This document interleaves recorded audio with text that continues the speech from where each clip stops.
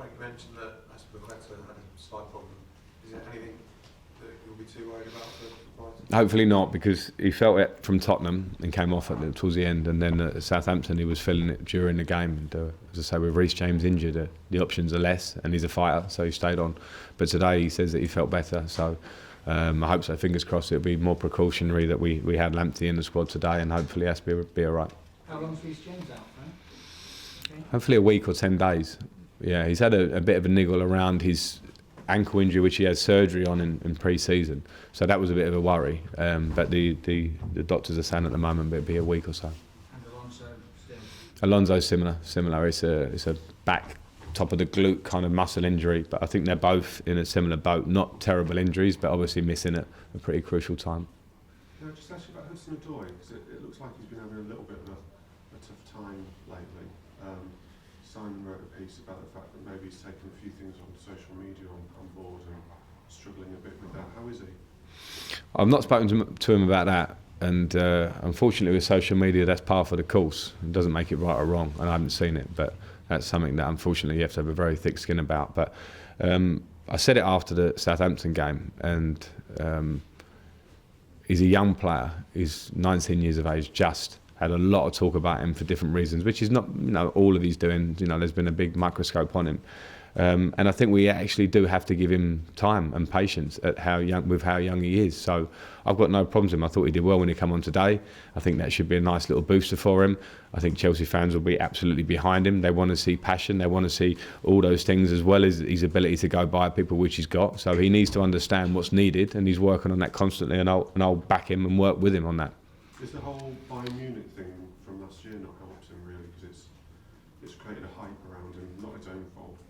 I'm not sure, but if that is the case, I think that will quite quickly go away. If it is, and it's up to him to put that to bed. He signed a really long contract here, declared he wants to be here. We're happy, but now he has to produce. So, but as I say, at 19, I think it's a lot to say.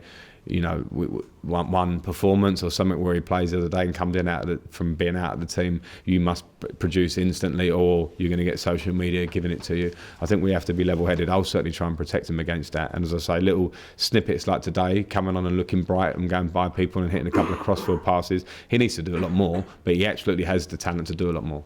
Is it consistency for him? Because I guess he's at an age where he probably wants to be playing everywhere.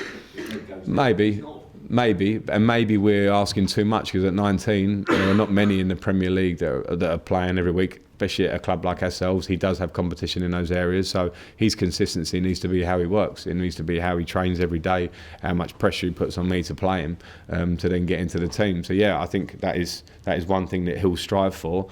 But from all the conversations I've had with him in the last 2 weeks, and I've had a few, he understands what he needs to do on and off the pitch. And again, I will certainly stick with him. In the middle there. So Frank, Graham Potter and somebody who has a step up from the Championship, like you, can you evaluate the challenge you'll face on Tuesday and the challenge that he's faced in making that challenge? Yeah, well, it'll be a really tough match. I've got huge respect for him, from playing against his team last year twice. And seeing what he's done with Brighton. It's not easy to change, really affect a style of play, and I think it's been quite clear that he's done that, and there'll be a lot of work there he's done. I've actually watched back the game that they played against Arsenal a few weeks ago, where they come here and really control big elements of the game. So I'm under no illusions of how hard it'll be. I think he's done a great job to affect that change, I think it'll be really tough for us. Matt? Frank, it's New Year's Day coming up and it's crystal ball time and all the rest of it. With your young players 12 months older and a transfer window open again, can you go into 2021 as title contenders again? For next season? Looking in the next 12 months, do you think? I definitely don't want to declare that at this point. I think we've got Liverpool might have something to say about it. They're 20 points more than that. So yeah, sure. And listen, that has to be the aim. And I think what the transfer ban was one thing. It gave us a chance to, I'm talking about myself and the staff, to look at the players, see what we've got, look at the youth. And I think that's been good. And the more and more I see us play, and the good and the bad, you change your feelings about how you want to go forward. But the end game will still be the same. Once we can start bringing players in and the young players mature and get better, hopefully, we want to bridge that gap to go up there. Whether that can happen next year, I don't know. That will depend on the work we do and how quickly it hits home. But I'll certainly not leave any stone unturned in how I try and work to get us there, but there are loads and too many variables. We'll have to get recruitment right.